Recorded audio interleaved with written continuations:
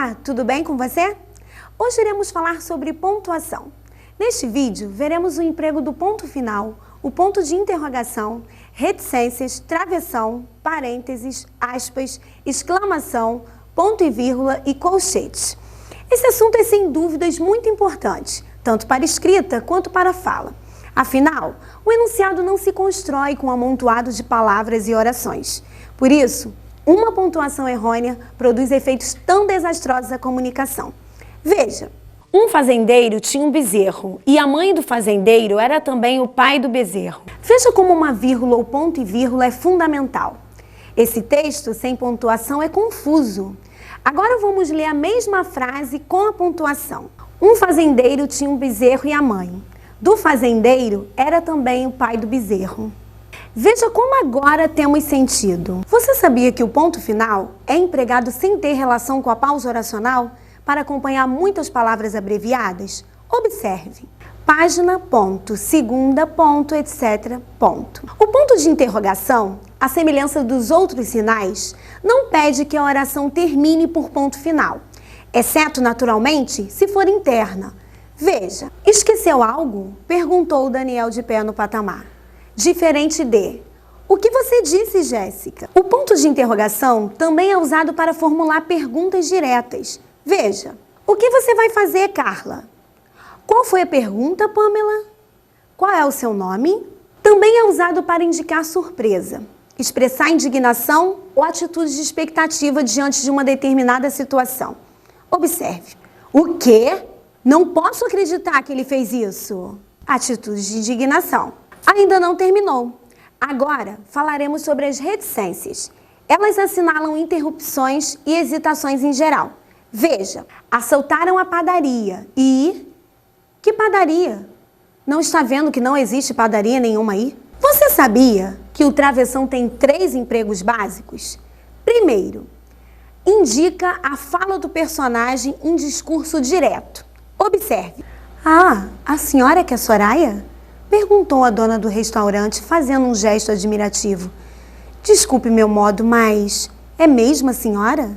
Segundo, indica o ato de fala do narrador. Posso saber o que aconteceu? Indagou o homem. Terceiro, serve para delimitar um adendo, um comentário, uma ponderação que se intercala no discurso. Observe. Pouco antes do Natal, do seu último Natal, ela comprou os presentes das crianças. Os parênteses têm emprego específico. Por exemplo, na indicação de fonte bibliográfica. Joaquim, enquanto ensaia voo, por exemplo, reza: essa força não é minha, é a força do Cristo que está em mim. É preciso saber pular para alcançar o céu. Também é usado para esclarecer ou para informar o significado de alguma palavra ou expressão. A obsessão pela ideia de modernização produziu 2 palavras essenciais no vocabulário da segunda metade do século XX. Perestroika, algo como reconstrução ou reestruturação, e glasnost, transparência.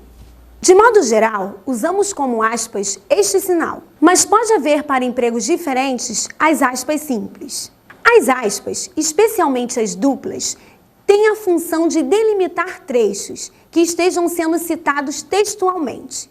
Veja o exemplo. Peguei meu filho no colo. Naquele tempo ainda dava. Apertei-o com força e disse que só soltaria se ele dissesse a palavra mágica. Ele disse a palavra mágica. As aspas, especialmente as duplas, têm a função de delimitar a fala de algum personagem, cumulativamente ou não com travessão. Veja, um turista que por aqui passasse e visse a nossa cor morena, havia de anotar no seu caderno. Fique atento, as aspas também são usadas em expressões que o enunciador, embora incorporando-as ao seu discurso, queira caracterizar como autoria alheia. Exemplo. Naquele tempo, a imprensa, quando mencionava o sexo, pluralizava e o chamava de baixos instintos. Também podem ser usadas em expressões que o enunciador decida destacar por alguma outra razão discursiva. Observe. A gurizada assustada espalhou a notícia na noite. Sabe o Gaetaninho? Que é que tem? Amassou o bonde. Vamos agora ao ponto de exclamação. o qual marca entonação variável para um variado espectro de sentimentos: tristeza, surpresa, espanto, alegria, entusiasmo, súplica, decepção, dor, que só podem ser reconstituídos graças ao contexto. Veja o exemplo. 80 anos. Quantas horas inúteis. Outro sinal de pontuação são os 2 pontos. Usa-se na enumeração e explicação. Por exemplo, comprou 2 presentes, um livro e uma caneta. Por último, falaremos dos colchetes. Eles, intimamente ligados aos parênteses, pela sua função discursiva, são utilizados quando já se acham empregados os parênteses, para introduzirem uma nova inserção. Veja, a imprensa, quem o contesta, é o mais poderoso meio que se tem inventado para a divulgação do pensamento. Podemos observar que os sinais de pontuação, no geral, servem para representar pausas na fala, nos casos do ponto e vírgula, ou entonações, nos casos do ponto de exclamação e de interrogação.